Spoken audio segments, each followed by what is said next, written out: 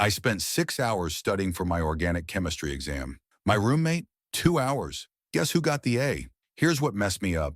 I thought more time automatically meant better grades. Turns out students at places like MIT and Oxford aren't grinding longer than everyone else. They've cracked a code that most of us never learn. And honestly, it's way simpler than you think. Look, you're doing everything you're supposed to do. You're highlighting textbooks, rewriting notes in different colors, spending entire weekends in the library.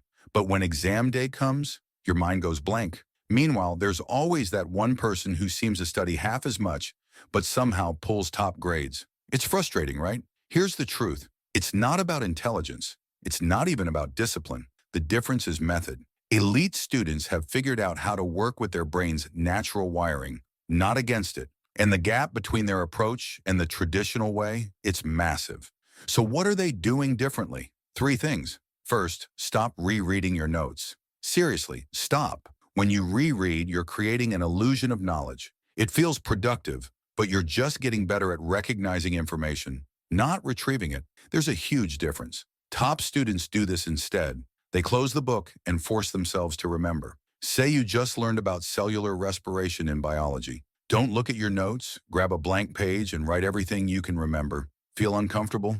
That struggle is literally your brain forming stronger connections. At Harvard, this is called retrieval practice, and research shows it's twice as effective as reviewing. Your brain is a muscle. Recalling information is how you actually strengthen it. Second technique, timing. You know that all-nighter before the exam? It's sabotaging you. Elite students study the same material multiple times, but they space it out. Here's a simple formula. Review new material after 1 day, then 3 days, then 1 week. This exploits something called the forgetting curve. When you revisit information right before you're about to forget it, you lock it in way deeper. Think of it like this. You wouldn't go to the gym once for 12 hours and expect results, right? Your brain works the same way. Short, spaced sessions beat marathon crams every single time. Third, teach what you learn. Richard Feynman, Nobel Prize winner, had this rule. If you can't explain something simply, you don't actually understand it. So here's what you do.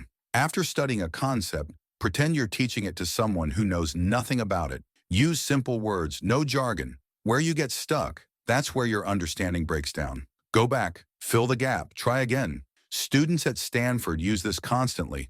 It forces you to process deeply, not just memorize superficially. Now I know what you're thinking. Does this actually work, or is it just theory? This isn't motivational fluff. A study from Washington University tracked students using active recall versus traditional methods. The active recall group scored 50% higher on exams. MIT's Learning Lab literally teaches these techniques in their study skills workshops. Cambridge researchers found that spaced repetition increases long-term retention by up to 200%. These aren't hacks. They're evidence-based strategies that elite institutions have been quietly using for decades. So here's what I want you to do. Pick just one technique from this video. Not all three, just one. This week, try active recall on your hardest subject. Close your notes and test yourself. Feel the discomfort. Next week, add spacing. You're not competing against time anymore. You're working with how your brain actually learns. The top 1% aren't superhuman. They just stop doing what doesn't work. You've got the same 24 hours they do. The only question is, are you ready to use them differently? Because your next grade could look very different if you do.